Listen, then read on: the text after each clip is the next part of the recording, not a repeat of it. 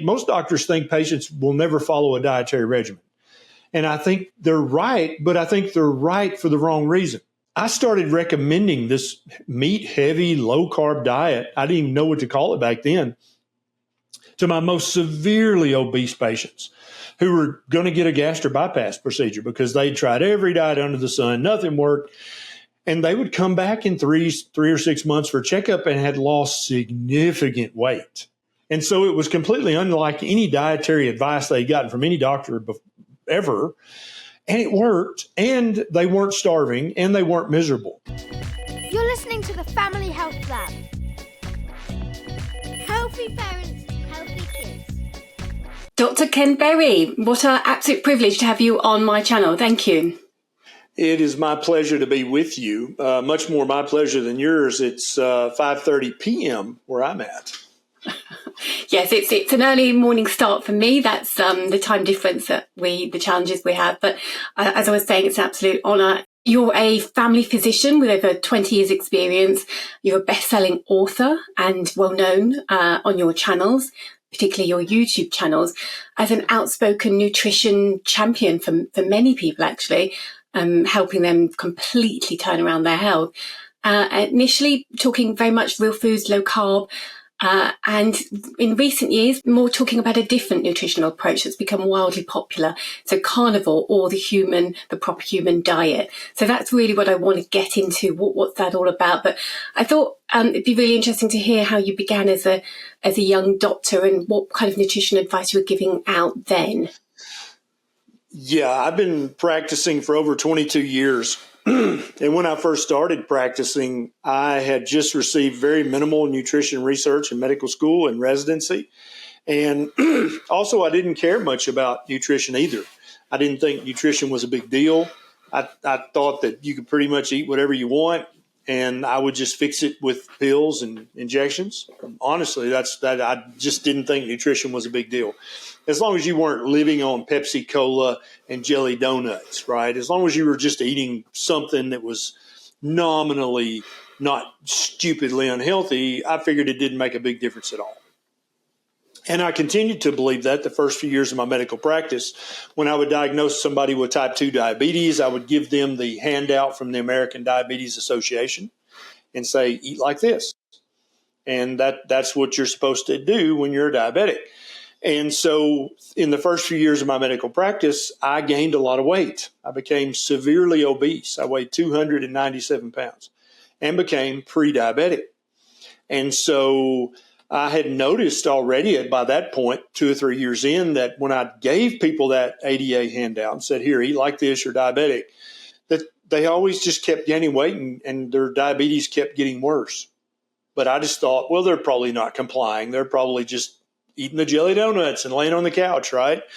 So when I checked some lab work, I was pre-diabetic, and I kind of a common sense guy. I don't think you should take your car to a mechanic whose car won't start. And you shouldn't take nutrition or medical advice from a fat diabetic doctor. Just common sense, right? And so I thought, well, I can't have this because I'd been very slender my entire life. Some would say skinny.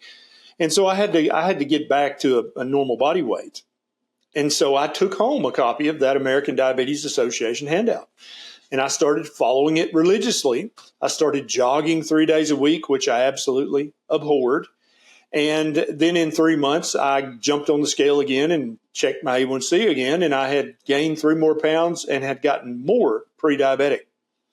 And it was at that very moment when I thought, maybe all my patients have been complying. That maybe they've been doing what I told them to do. Maybe what I told them to do just doesn't work. And so that kind of began my journey, my quest to rediscover a proper human diet. And initially, I had no baseline frame of reference whatsoever because I'd been taught nothing in medical school, essentially. And so I read all the nutrition literature. I read all the research that the ADA diet was based on, and that didn't really help me much. I'm like, this is all observational. This doesn't really prove or disprove anything. And so I started reading outside of kind of traditional medicine texts. I read Lauren Cordain's Paleo Diet, Mark Sisson's Primal Blueprint, and I got a copy of Dr. Atkins' Diet Revolution for $25 at a rummage sale. And I read those 3 books, and I thought, well, that goes completely against everything that I think that I know about human nutrition. But obviously what I thought I know didn't help a damn bit. So let me just try this. And so I basically stopped all of the ultra processed, lots of grains, lots of whole grains, avoid bacon, don't eat any saturated fat. I started eating lots of fatty meat, lots of eggs with the yolk, and cut out all the bread and cut out all the fruit juice and fruit juice smoothies. And in 3 months' time, I had dropped my A1C significantly and had lost, I don't remember exactly, 20 or 25 pounds in 3 months. And I was like, huh. So one thing that a lot of people don't know about doctors is a good doctor is always looking for signal. So say I have 100 patients with a diagnosis, and there's this new drug for them, right? And so I prescribe that drug for all 100 patients, and they're going to come back in 3, 6, 9, 12 months. When they come back in, if the majority of those patients are like, oh my God, my condition's so much better, that's good, strong signal, right? But if all 100 come back in and maybe only 20 of them are like, maybe it's a little better, but not much, that's not much of a signal, is it? That's not really like, oh, wow, flashing red light, this is a big deal. And so that's kind of how I started to view the mainstream dietary recommendations from the average doctor, is it doesn't really do anything. It doesn't move the needle. And that's why I think most doctors think patients will never follow a dietary regimen. And I think they're right, but I think they're right for the wrong reason. They're correct that people are not going to probably listen to you when you recommend a diet because they've already tried the diet recommended by their 2 or 3 previous doctors, and that didn't help a bit. There was no signal to them, no signal coming back. Oh, I feel better. Oh, I look better. Oh, I lost weight. Oh, my numbers are better. The patients got no signal from the dietary recommendation. And so being common sense, sentient animals, they're like, well, that's dumb. I'm not going to do something that sucks if I don't get any improvement out of it, right? And so I started recommending this meat-heavy, low-carb diet. I didn't even know what to call it back then, to my most severely obese patients who were going to get a gastric bypass procedure because they tried every diet under the sun, nothing worked. And they would come back in 3 or 6 months for a checkup and had lost significant weight. And they weren't starving themselves. That was the key difference. I would tell them you can eat 2 times a day, 3 times, 4 times. I don't care. You can eat as much meat as you want to, but eat only meat and eggs, nothing else. And they would be like, dude, I stuffed myself 2 times a day or 3 times a day, but I'm still losing weight. I don't understand this, but I love it. Can I keep doing it? And so tremendous signal strength coming back that this really worked, and they weren't suffering. And so it was completely unlike any dietary advice they'd gotten from any doctor ever. And it worked, and they weren't starving, and they weren't miserable. And so you can understand why that quickly became quite popular in my kind of regional area of Tennessee. We had people driving an hour or 2 or 3 or 4 to come to the clinic to talk about this diet and if they could try it and if it was safe for them. And initially, I didn't know if it was safe or not because I had never been taught human physiology with regards to nutrition, because that's a kind of a specific subgenre of nutrition, is how what you eat affects your body. And so I kept just digging back into the basic physiology and digging deeper into the nutrition. And this kind of naturally led me to start reading in anthropology. And that's something when I say that, a lot of doctors are like, and even people are like, what the hell does anthropology have to do to anything? Well, that's the study of human beings in their past and what they did, how they lived, how they cooked, what they ate, what they shot, what they killed, how they fought, how they loved, how they lived. That's what anthropology is. And so I thought, well, I bet you there's a lot of literature about, tribes and ancient people, how they ate and stuff.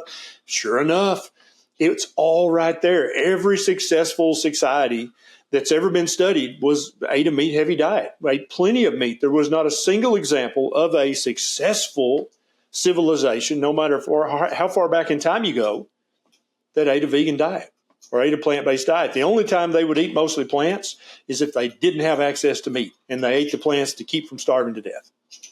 And so then I started studying archaeology and paleoanthropology.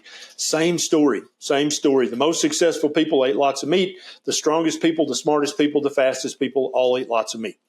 And so then I really started digging into the physiology. Well, what happens to you when you eat meat and animal fat? Does it really cause heart disease? Does it really cause cancer? Is that proven? Turns out, Claire, none of that was proven. That was all conjecture and hypothesis. None of it was proven.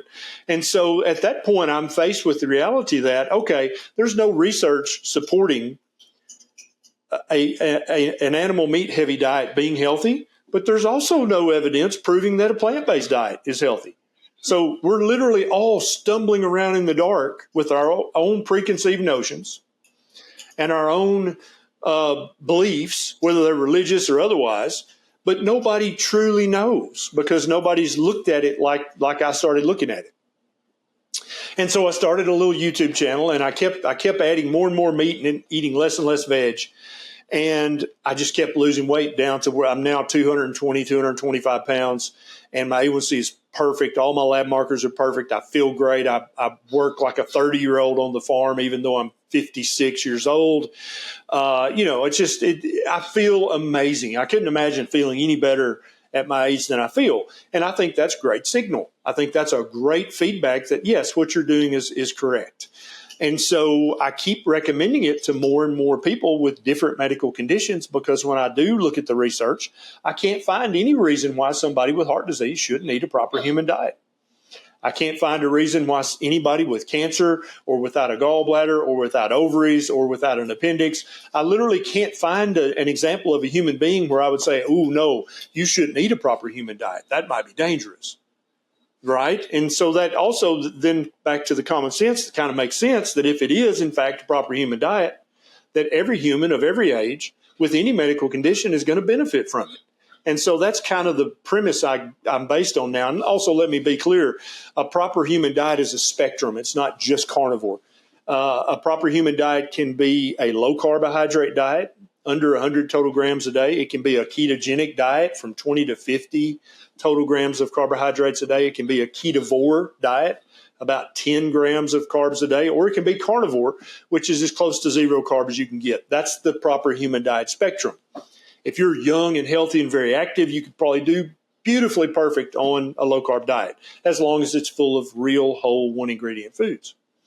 As you get older, more metabolically sick, you probably need to turn down your carbohydrate intake. And when you turn it down enough, that becomes a ketogenic diet. Turn it down some more, that becomes ketovore. Turn it down all the way, and that becomes a carnivore diet. So all those diets are on the proper human diet spectrum. I love that you're very flexible in terms of where this meets people and meets their needs. So you've explained a lot there, just on the point of, as a physician in your training, not learning about nutrition, which is so fundamental to health. I'm part of the Australasian Metabolic Health Society, which is a bit of a mouthful. I think we need a rename maybe. But we're in touch with the universities here, a number of universities, trying to get nutrition and these types of topics, carbohydrate reduction therapies, into the curriculum. It's a battle, and we're plugging away over here. But as you say, physicians are still not learning this information. So somebody looking at this and wanting to give it a try, and wondering how to get started, what are the starting points for somebody? And I think where I'm going with this is I've interviewed recently Bella, better known as Butter and Gal, Steak and Butter Gal, yes, and a few other people who discuss this topic. And some people have had really awful symptoms converting. I mean, as you say, converting onto any diet, you can get the initial symptoms and digestive problems, and I mean, we're talking diarrhea, constipation cramps. So is a good way, if you're carnivore curious, as I think you have termed this before, how do we kind of ease our way in? Yeah, and I think it's fine to transition slowly. I don't think there's any reason to convert overnight. Now, some people, that's their personality and they're just going to do it overnight. I don't think it's dangerous to do that, but sometimes you can have symptoms for a few days or a few weeks. I actually have an easy 4-step guide. Step 1, remove all added sugar and any liquid sugar. So if anything has sugar added to it, do not eat or drink that. If you're about to drink anything that contains sugar, and that includes fruit juice, which is basically liquid sugar, there's just as much sugar in fruit juice as there is in a Coca-Cola. Stop all the added sugar and the liquid sugar, number 1. Number 2, stop eating any grains: wheat, rice, oats, corn, soybean, legumes, peas, beans. All these things are starvation food. They're not optimization food. If you're trying to improve your health, you don't want to eat poverty food or fallback foods. That's what grains and legumes and beans are. That's what you eat when there is no meat. Okay? So stop all those. Those are not optimizing your health. Step number 3, stop eating any vegetable seed oils. So soybean, canola, sunflower, safflower, peanut, vegetable shortening, plant butter. All that stuff is junk made in a chemical factory. Stop eating that and use the fat, eat the fat, and cook with the fat that humans have been using for thousands of years. That's animal fat. Step number 4, add more fatty meat and eggs, always with the yolk, to your diet, because I don't believe there is a proper human diet that does not include meat. I don't think that's possible. So that's the first 4 steps. And then from there, then you just keep cutting out the carbs and eating more meat and more eggs with the yolk. Seafood is totally fine as long as it's not breaded and not fried in a vegetable seed oil. I think seafood's great. I think there's lots of anthropological evidence that many of our ancestors in specific ecological niches live predominantly on seafood.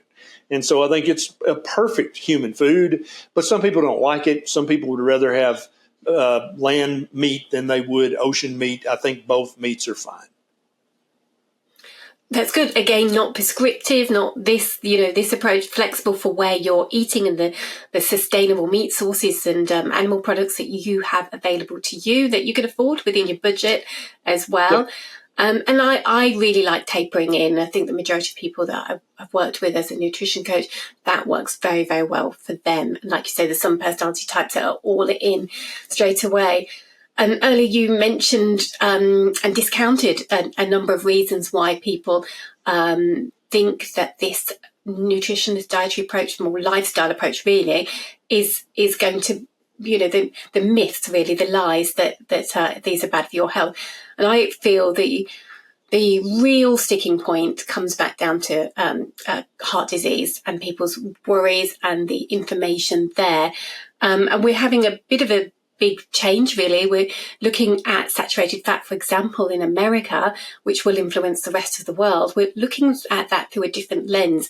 Do you have any comments on where that's going, or the heart attack risk, which is really, I mean, not just lay people looking at this, thinking about changing their own health, but that's the stopping block, really, for physicians getting on board, I'd say, heart health. I don't know what you think if that's the biggie. Yeah, I think for the average physician, they are terrified that they will recommend this way of eating and then their patient will have a heart attack. And the way the malpractice laws are set up in the United States, that scares doctors. Like if I make that recommendation and then my patient has a heart attack and died, and then their daughter-in-law finds out that I recommended this diet that was full of bacon and saturated animal fat, she will sue me for malpractice. And that's a valid fear. But in reality, that diet was actually protecting and lowering the risk of heart attack, and that heart attack was coincidental. Here in America, you may know that we have a new administration and lots of new personnel at the FDA and the USDA, at the National Institutes of Health, and I think that all this stuff is being looked at with fresh eyes at the federal level here in the United States. I think that's a great thing. I don't know what will come of it, but at least they're having a conversation about it. And I know several people who are working both at the front of the scenes and behind the scenes, and we are in contact weekly about what's going on. There are experts looking at the dietary guidelines, which, as you know, whatever the United States sets as dietary guidelines kind of bleeds out into the rest of the world. And here up until this point, that's been detrimental to the health of the entire world because we had it exactly wrong. And so saturated fat is being looked at. All the research is being looked at again with fresh eyes, with a fresh perspective, with a new paradigm. And I think what you're going to find is that the powers that be in the United States are going to say, hey, we were wrong about saturated fat. It's fine to eat saturated fat. That eating cholesterol is not dangerous. Eating saturated animal fat is not dangerous. Eat bacon. It's fine. We were just wrong about that all these years. We thought we had it figured out, but we didn't. I hope, and I think that we're going to start hearing more and more proclamations like that from on high here in the United States. And then, but you can probably tell if you've watched my YouTube channel much, I gave up on the federal government coming to save us many years ago. I think that it's up to each individual human to fix your own health, to figure it out and figure out, do I need to be low carb? Do I need to be keto? Do I need to be carnivore? Do I need to be on the lion diet? What do I need to do? Maybe vegan, maybe plant-based, maybe Mediterranean, I don't know. But having been to the Mediterranean several times at several different countries around the Mediterranean, and not eating at the tourist restaurants, but actually going 4 or 5 streets over to where there are not pictures of the food on the menu and the menu's not in English, actually eating like the Italians and eating like the Sicilians and the Slovakians and the Turkish, they eat lots of meat. They eat lots of cheese. They eat lots of seafood. They might have some carbs, but it's a small portion. Everything is cooked in butter. They are not afraid of pork or any other saturated animal fat in real Mediterranean countries. So I kind of have a little bit of a pet peeve against the Mediterranean diet because the way it's interpreted is that it's a plant-heavy, plant-based diet, and you have just a little bit of fish or a chicken breast every now and then, but otherwise it's plant-based. But from my personal experience in the Mediterranean area, that's not true at all. Interesting. The Mediterranean diet does get put up there, doesn't it? But there is no one Mediterranean diet. There's no one Mediterranean country. So it's difficult. And yeah, meat in the mountains and seafood at the coastlines, oils, olive oil, and butter, cheeses. And yeah, that point about people finding their own diet point and nutrition point that suits them and that they can stick with. And works for their health and being their own N equals 1 and taking personal responsibility. Yep. I mean, that's where Absolutely. we're at. We're going into an office to speak to a clinician and get support from people who are trained in one discipline, if that clinician has had any training. But say we go to a nutritionist or a dietitian, they've had one modality and it's been one size fits all that's overseen the biggest health crisis of our time, really, of our chronic time. disease. Yeah, I think in the entire history of humanity, there has never been such a self-inflicted medical crisis like we have with metabolic health right now. And let me tell you this, for everybody watching who your doctor yells at you or gets upset with you if you say, hey, I'm eating keto or carnivore, just buy some good quality olive oil. And when you're about to eat your meat and eggs, just splash a little olive oil on it. And then for your keto foods as well. And when the doctor says, how's your diet? Say, oh, I'm eating Mediterranean because I put some olive oil on it. And they'll be very proud of you. Interesting how worried people are. I remember when I changed my children's diet to a low carb and then ketogenic diet for health reasons 10, 12 years ago now. And the pushback was phenomenal. This is something I hear often. From family members, they were concerned. What are we doing to the children? Are they going to be okay? And the health community that we were with, the consultants and the different practitioners, they were warning us away from this quite severely. And it just made no logical sense that they would not question a family who was giving ultra processed food and packaged food and eating out several times and takeaways and things like that, and the child with health problems directly as a result of that. But we were looking at this plate of food and these packed lunches and thinking, what, salmon, eggs, meat, lamb, stews, why is this causing such a massive pushback? It made no logical sense. So back to being your own advocate and having to take that responsibility and do that research. Those people are going to have the best outcomes. And there's different ways of gaining that support. But I just wanted to, on that point of children and families, I wanted to go back to your own personal experiences as a person living this lifestyle, living this diet with your wife, Neisha, who's extremely prevalent on your channel and really helpful to people within your community, which I'd like to come to. But you're raising two beautiful children that we sometimes see. And how is that as a father? And I know they're young at this stage, so it's more within your control. And it can get more challenging as they get older, I can tell you that. Mine are now 15 and 13. But yes, how are you finding raising children, and what do you all eat the same in your household? We all eat the same foods. I am almost exclusively carnivore. Neisha is ketovore, and sometimes she'll be more keto. So basically, she'll eat some low carb vegetables and stuff like that. The kids are kind of low carb to keto, but very, very meat heavy. And there are days when Bonnie Blue, who just turned 3, she'll eat nothing but meat and eggs all day long. And then other days she'll want, like recently we have a pear tree in the backyard that Neisha's grandfather planted many decades ago. The pears were ripe, and so Becky and Bonnie probably had 2 pears a day for a week. And then as soon as the pears were going off the tree, that was it. No mention. We had blackberries, we had blueberries, same thing. And so, but the bedrock of their diet is meat and eggs. That's just the base, right? And so you basically don't even think about eating anything else until you've had your meat or your eggs. And because they understand this is the healthiest food you can possibly eat. Even at their young age, Beckett's about to turn 6, and he's gotten a little bit more finicky.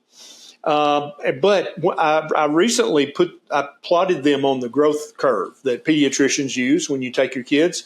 And Beckett is at the 105th percentile for height. So he's taller than 99.4% of boys his age. Bonnie is at the 120th percentile for height. So she's taller than virtually every other 3-year-old girl on planet Earth.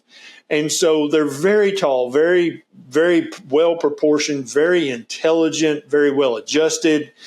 And you would expect it for children eating predominantly meat and eggs, if those were unhealthy foods, that they would be suffering in some way, either their physical health or mental health, because they've eaten more meat than some adults have eaten their entire life, just in their 3 or 6 years. They should be very unhealthy, very sick. Their labs shouldn't look good, but they are just uniformly healthy, and both mentally and physically. And so I think what you said before is quite poignant.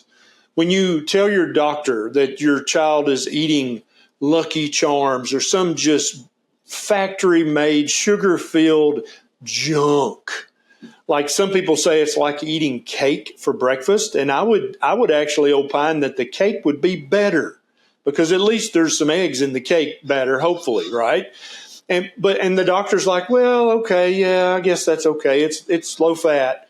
But then you say, oh no, my kids eat bacon and eggs or steak and eggs for breakfast, and immediately your doctor is becoming emotionally upset because you're feeding your child a food that human beings have eaten for thousands of years. Lucky Charms was just invented in the 1960s. So there's no long-term data on if that's even safe or not. But yet they're completely comfortable with that.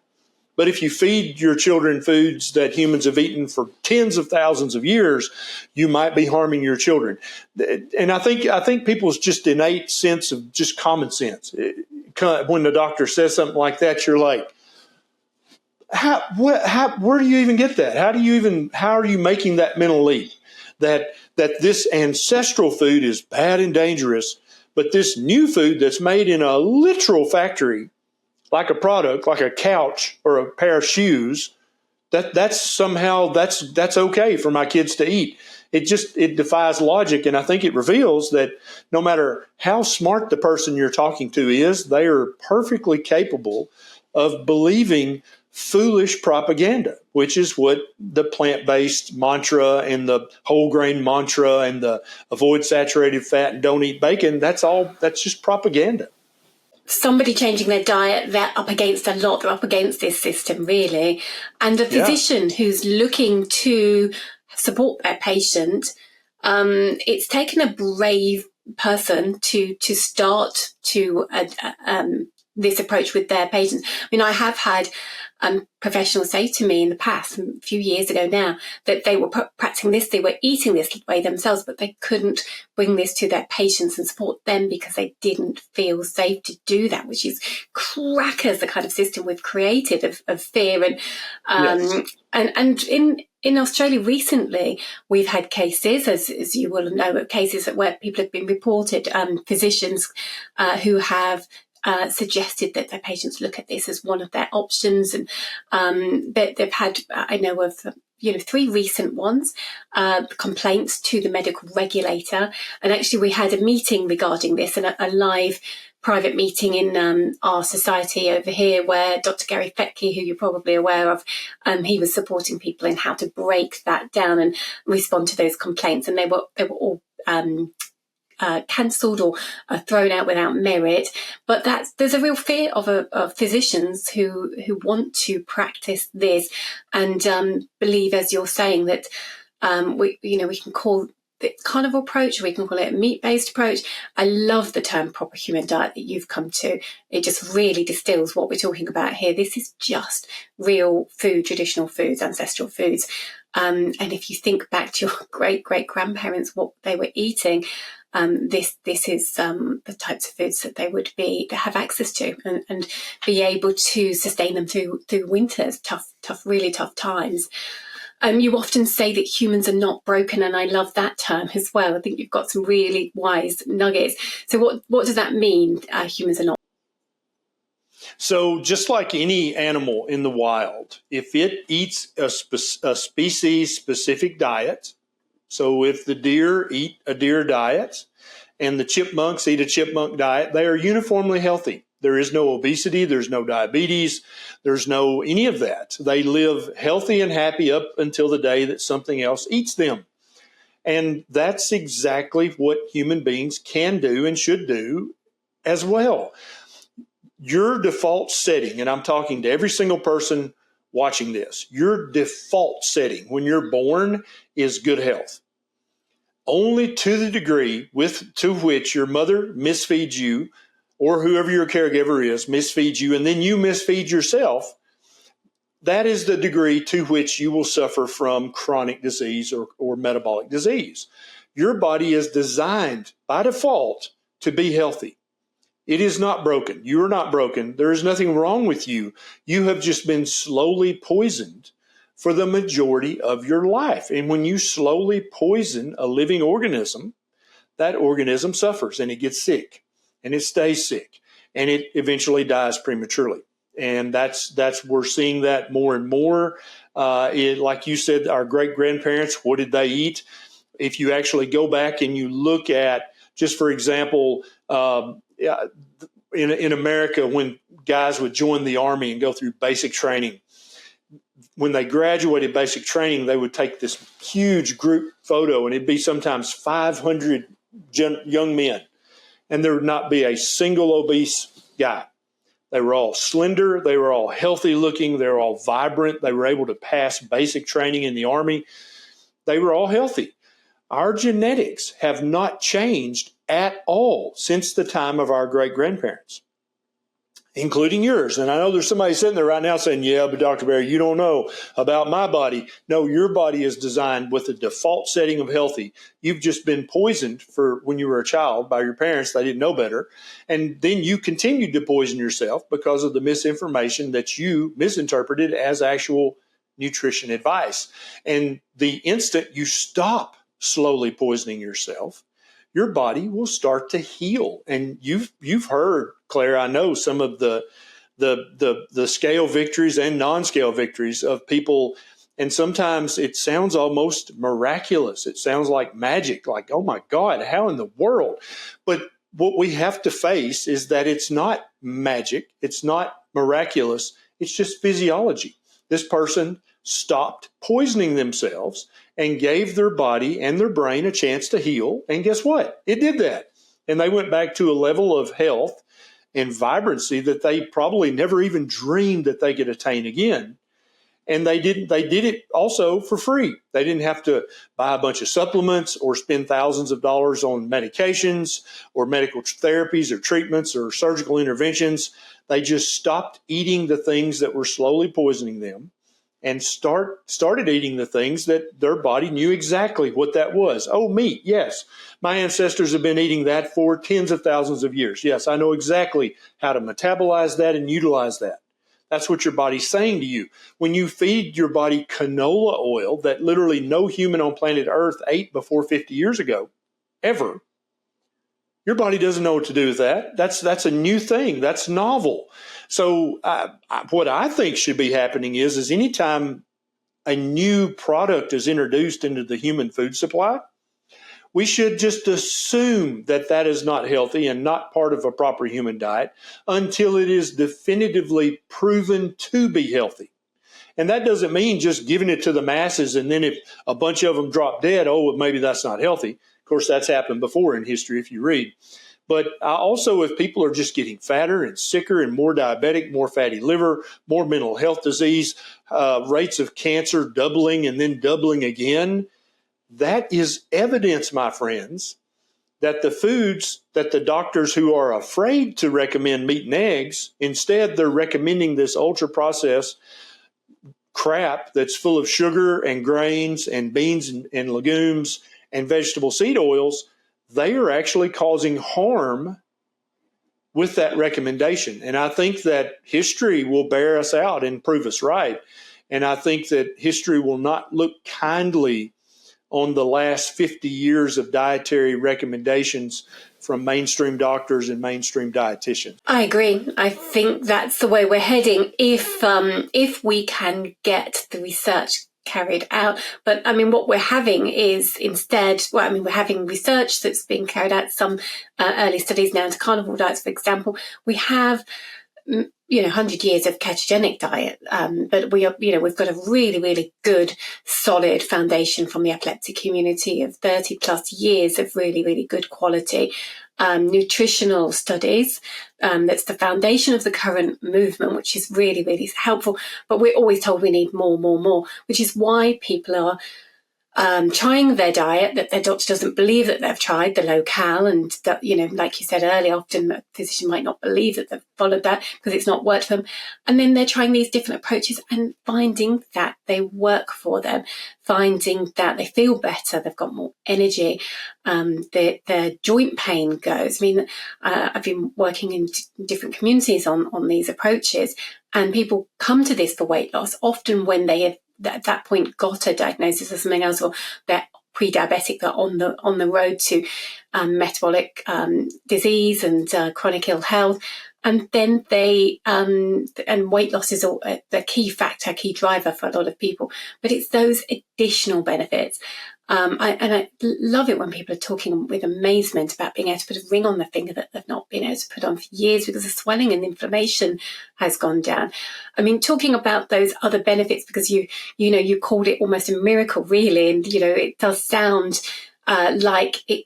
Sometimes it sounds a little far-fetched, the kind of but this is what we're seeing and what we're experiencing, and you with your followers, but now your communities, you're seeing this every day, these stories. So what kind of health benefits are you seeing? And I think often people come to this, as I'm saying, for weight, as primary, plus perhaps diabetes, which is fantastic in itself. But what about those, other exciting mental health benefits as well? Yep. So first, let me be very clear for anybody watching. A ketogenic or a carnivore diet will reverse your type 2 diabetes completely. You will no longer have type 2 diabetes. It will be cured. If you have fatty liver, keto or carnivore will completely reverse that back to normal. If you have metabolic syndrome, if you are obese or severely obese, a ketogenic diet or a carnivore diet will reverse those completely. You will go back to healthy. So any metabolic condition like that, even metabolic induced hypertension, will go back to normal when you eat strictly enough, long enough, either a meat-heavy ketogenic diet or a carnivore diet. These make perfect physiological sense. But when it comes to mental health, a lot of people believe in their heart that diet has nothing to do with your mental health. You're either just born that way, or some unfortunate event happened to you when you were younger, someone was mean to you, some terrible thing happened, and now you have this mental condition. What we're finding out through the work of Dr. Chris Palmer and Dr. Georgia Ede and many other psychiatrists and psychologists who are now studying a ketogenic diet, and just to be clear, a carnivore diet is a keto diet. It's just a subset of keto, right? It's actually lower carb than a keto diet. So it has to be, by definition, ketogenic. But they're studying these diets, and what the mental health benefits are in some cases more amazing than the metabolic health benefits.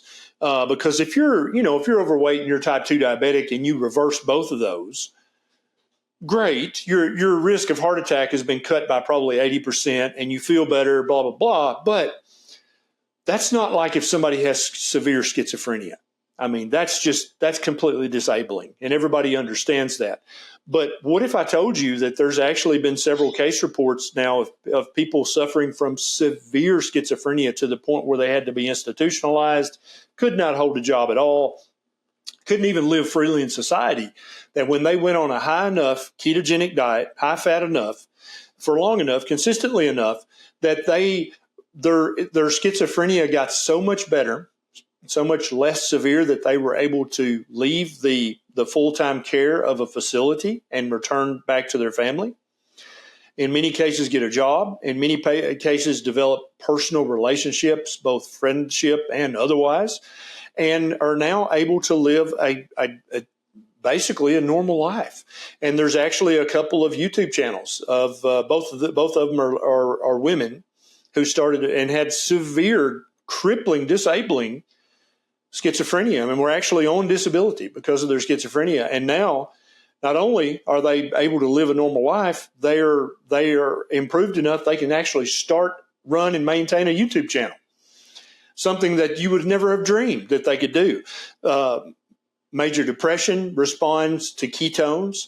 Anxiety responds to ketones. Attention deficit disorder responds. So many OCD, so many mental health conditions respond to meat-heavy keto or ketovore or carnivore. And then indeed, we're actually seeing with people with severe anorexia, a carnivore diet is almost, again, miraculous, because what it turns out that many people with anorexia, the reason they don't eat, of course, they want to be slender and look good in the mirror. Maybe they have body dysmorphia, yes, but the grains and the beans hurt their stomach. And so they would tell their parents when they were little, when I eat, it hurts my tummy. I don't want to eat. And so, but they were too skinny. And so the parents are like, oh, something's wrong. They take them to a mental health care. Oh, they have anorexia.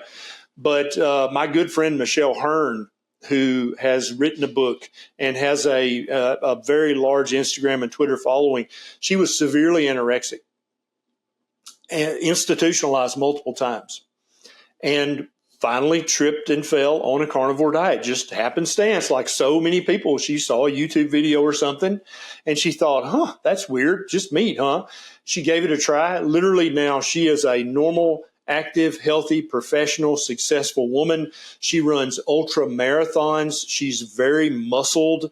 She's super healthy. It's like the reason she was anorexic was because of the food. And I'm sure there were other things. I'm not saying there were no other causes, right? There were obviously other things, but the food was what kept her anorexic, because even when she was in a facility specializing in the treatment of anorexia, they would not let her leave the table until she had cleaned her plate, including the bread, including the dessert, including all the things, and that would make her belly hurt still as an adult.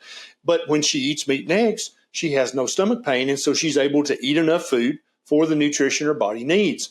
And so I think what we're going to find when we really pull back from a 50,000 foot view and view this entire nutrition sphere circumspectly is I think that we're going to find that the majority of physical ailments and mental ailments are at least to some degree directly related to the food that we were told to eat because it was healthy to eat. And I think 10, 20, 30, 50 years from now, however long it takes for us to wake up out of this nightmare of the ultra-processed plant-based foolishness, I think we're going to look back, and I think future historians and anthropologists will study this time period as an example of how a modern society who thought they were really smart can just get it completely wrong and slowly poison their entire population with the best of intentions. It's so sad, isn't it, really, when you look at it from that bird's eye view of what we're doing. And the sadness is that many of us, all of us, this affects it, and our families and the people we work with and our neighbours. You know, this is a tsunami of preventable disease that we're talking about, and we all know somebody in our lives that we would love to try this approach and to improve their health and to get those, you know, to live a healthier life now, more active, more fit, to live the life they should be living. And it's not just physical, it's those mental health impact. And we're talking about mental ill health, but also there's neurological conditions, and, you know, there's increasing information about Alzheimer's and dementia and the link to this, which is a big fear for people, huge fear. So I find it sad when we talk about that big picture, which is why I really enjoy getting to talk to people like you and spreading this information and giving people their options that they're not getting from the sources that they should be able to trust. One thing we've not touched on is some people struggle with this approach. So in terms of, we can give the information out through the channels. I mean, we could just create one website with downloads and information, put it all in a leaflet and off they go. But actually, because people are pushing against a whole society and the medical institution, and often going it alone in their own family or their relationship and at work, perhaps at school. I know older school children who are going to school with high meat-based lunch, and they're getting this pushback. So we need to surround ourselves by the strategies and the tools and the people that are going to bring us up and help us on our own journeys. So it does bring me to your community, which sounds very, very exciting. And it must give you, Ken, quite the uplift or quite the buzz that you get to do this work and work with these people directly, as well as putting this phenomenal amount of information out in such a, you know, easy to navigate and easy to take in formats through your channel. But now you're actually able to work with these people on the proper human diet. So how does that look, that community, and any stories from that community of how it's impacted people?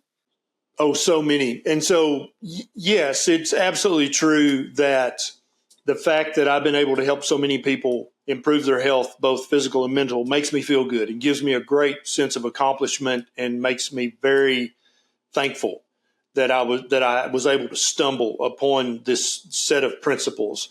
But the private community that we have thousands of people from all over the world who have joined with us, not only to improve their own health, And that's admirable, because if you improve your own health, then don't you by proxy improve the health of the entire world?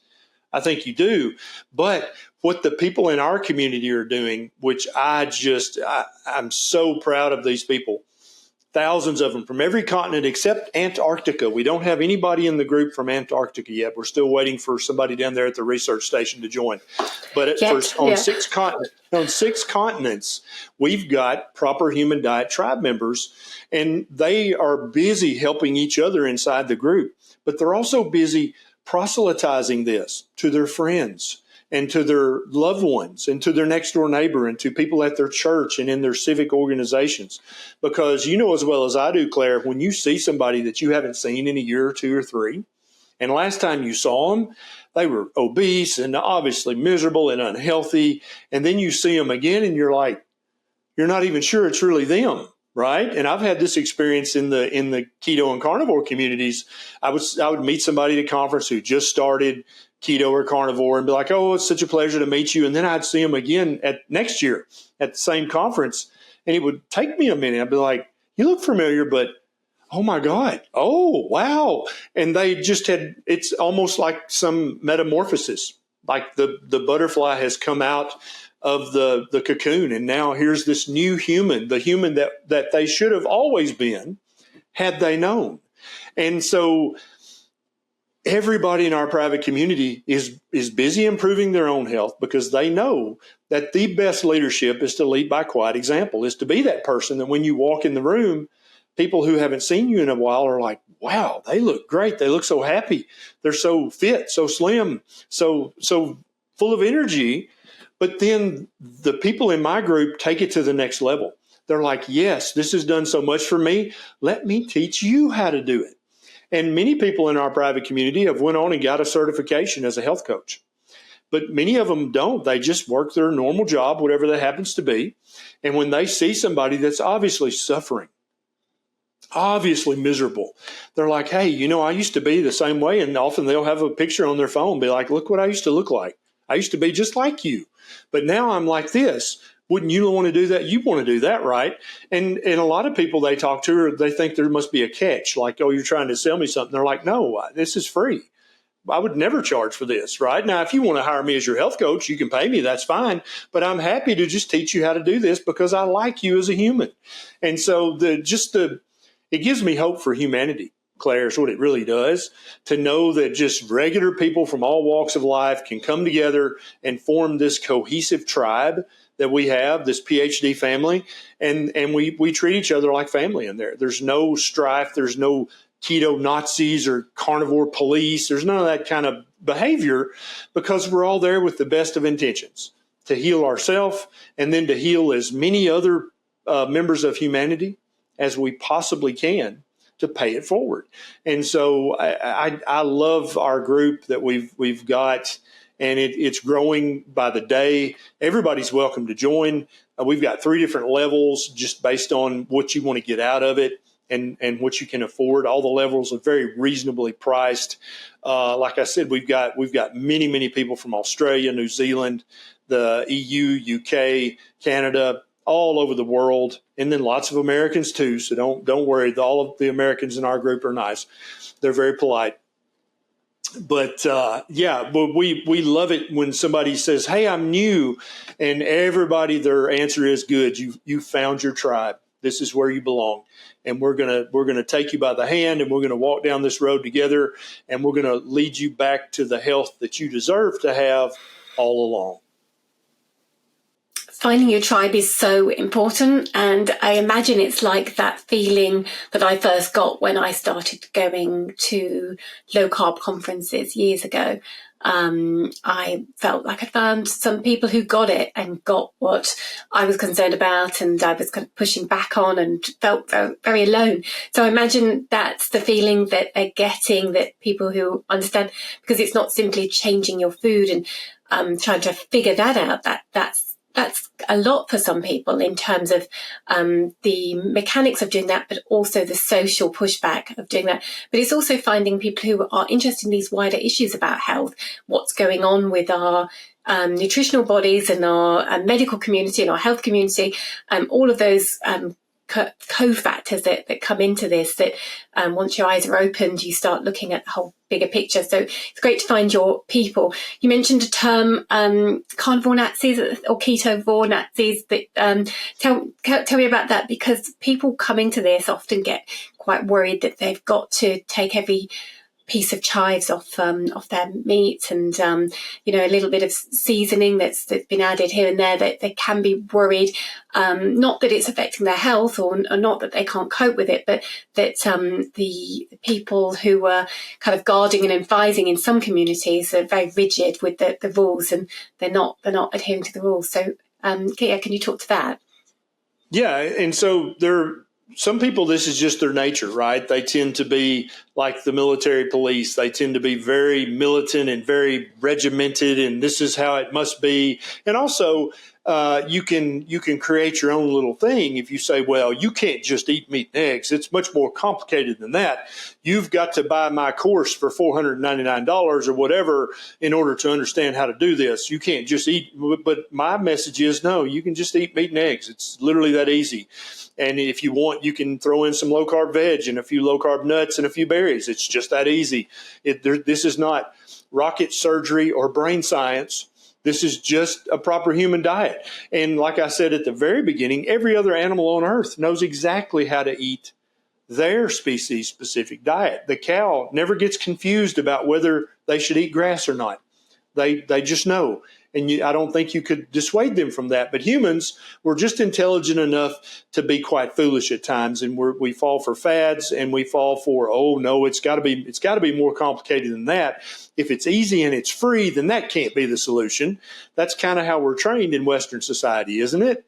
And so we think, oh, I've got to buy some expensive course, or buy hundreds of dollars of supplements, or get this infusion or this injection. There's got to be more to it than just eat this group of foods and avoid that group of pseudo foods. That can't be it. And so I think there's multiple reasons people become keto Nazis or carnivore police, because they feel like they found this thing. And I do understand they want to protect it.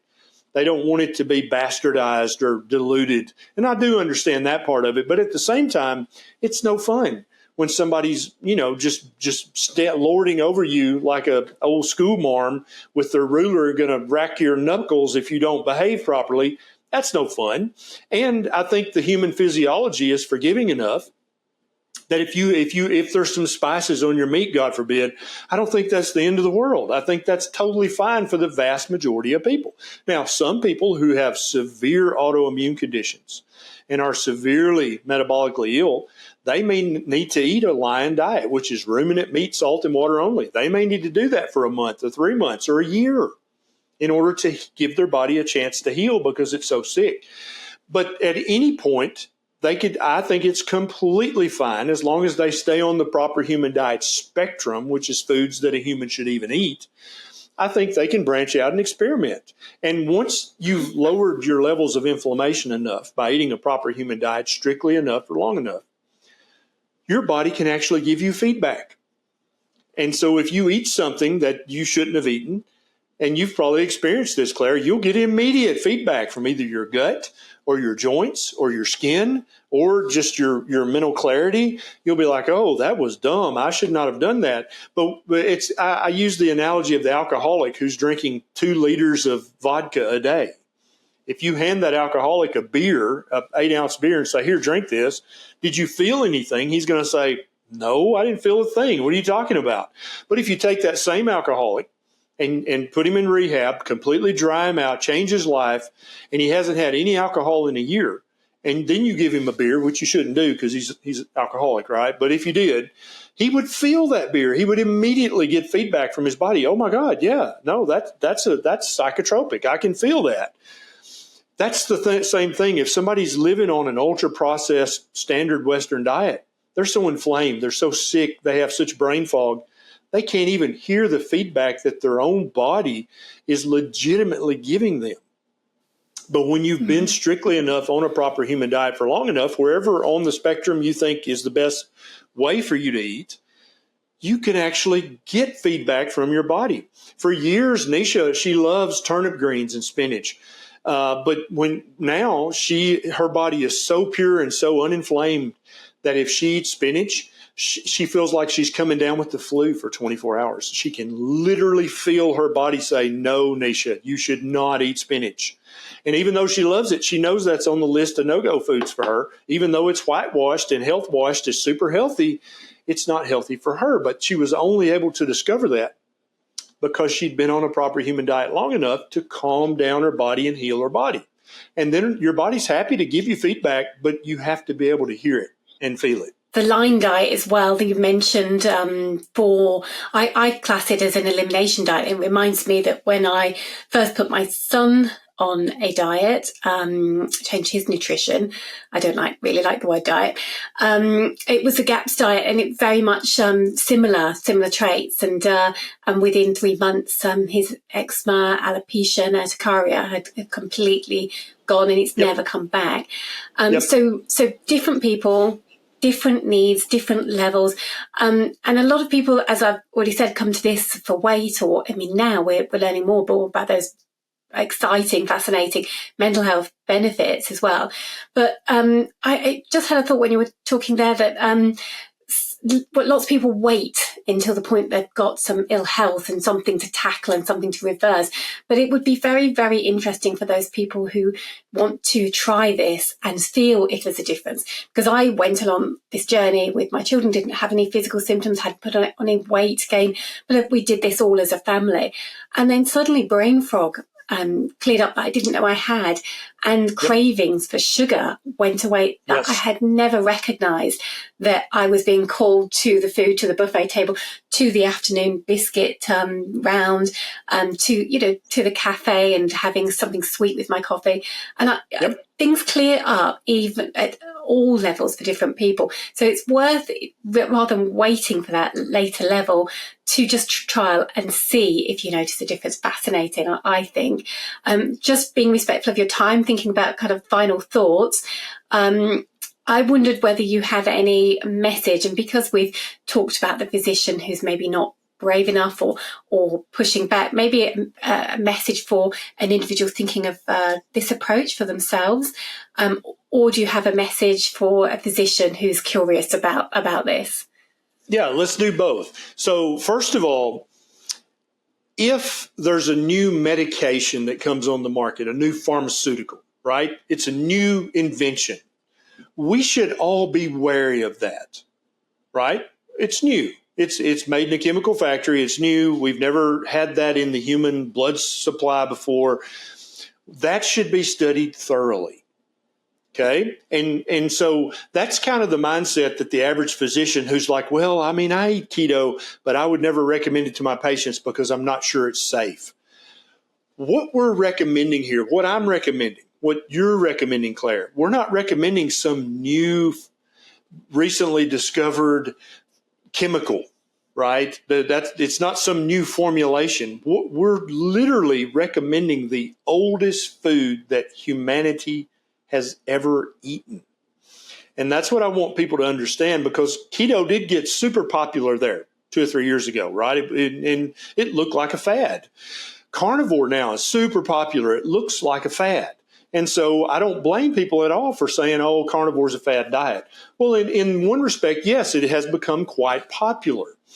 But it's not a fad diet in that it's not like, you remember the cabbage soup diet that it comes around about every 20 years, right? And you just live on cabbage soup and that's going to fix everything. That's a fad because it comes and goes.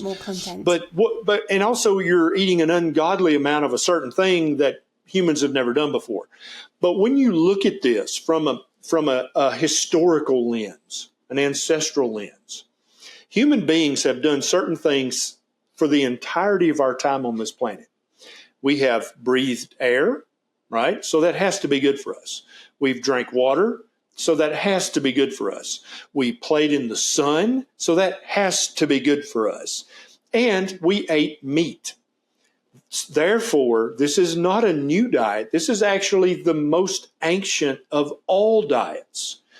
What I'm saying is, let's return to the ancient way of eating, which is mostly meat, some veg if you want it, or eat the veg if you can't get the meat. right? That's literally how humans have lived since far before recorded history began. I'm just advocating a return to that. When it comes to technology, I want the most modern iPhone. I want the most modern laptop, the most modern car. I want modern technology, but we have to understand that your DNA, your physiology is very ancient. It's very, very old, and it has not changed at all in 300,000 years.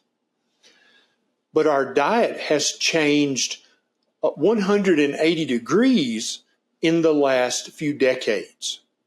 So rather than say, oh, this obesity epidemic is genetic, which doesn't even make any sense scientifically at all, because it takes way longer than 1 or 2 generations for genetics to change. What has changed in the last 50 years since the 1970s, when but before then we were all slender? Type 2 diabetes in a child was unheard of before the mid-1970s, like it just didn't exist. No child had fatty liver. No child was severely obese, maybe 1 out of 10,000 children, right?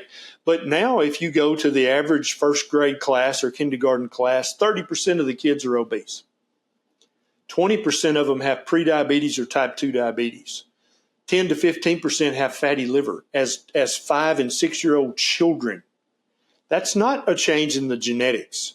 Those children, their default setting was healthy the day they were born, but they've been slowly poisoned every single day of their life.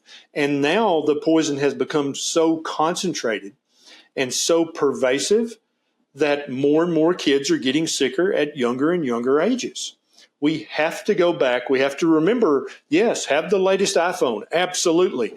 But when it comes to the liquid and the solids that you put in your mouth, you put into your body, that you introduce into your DNA, that has to be ancient food. It has to be the most ancient food that humans have ever eaten, and that's meat and seafood, plus or minus the eggs if you can find them, plus or minus the veg if you want it. That is a proper human diet. And that, if you look at it from a historical ancestral perspective, it becomes inarguable. You can't even argue with it because we have paleoanthropological data that's firm that humans were eating predominantly meat 250,000 years ago. This is not debatable in the paleoanthropology circles and in the anthropological kind of hierarchy. They know that humans should eat predominantly meat, or at least they know that that's what we've always done. And I would opine that just as the cow has always eaten grass for the entirety of their existence on this planet, humans have eaten meat for the entirety of our existence on this planet. And the degree to which you withhold meat and eggs and seafood from your diet is the degree to which you will suffer. It's important that people get that message. Because we've just had so many different messages about food and nutrition. And I won't go there, but the sustainability of diet and the environmental and all of those other factors. And people are so confused. When you distill it down to those facts, it just seems really, really hard to argue with that. It just makes so much practical common sense. And your health is a testament to your children's height and their vitality. Neisha's own, your wife's health journey herself, and how that supported her health as well. And like you said, so many people in your community. There's more randomized controlled trials coming out of on the mental health benefits from Australia. There's going to be a trial release, and that's mainly ketogenic, but animal based as well. So I'm really excited. And you mentioned a word earlier that I love, that's hope, and you're feeling hopeful, and I feel hopeful, particularly when I spend time with during this interview, talking to you. I feel that sense of hope for the future, and that people are taking this into their own hands, as you said, and not waiting. So yeah, I would really like to thank you very much for making time to out of your evening with your family and coming on this call with me, and for all of the information you've been putting out for many, many years.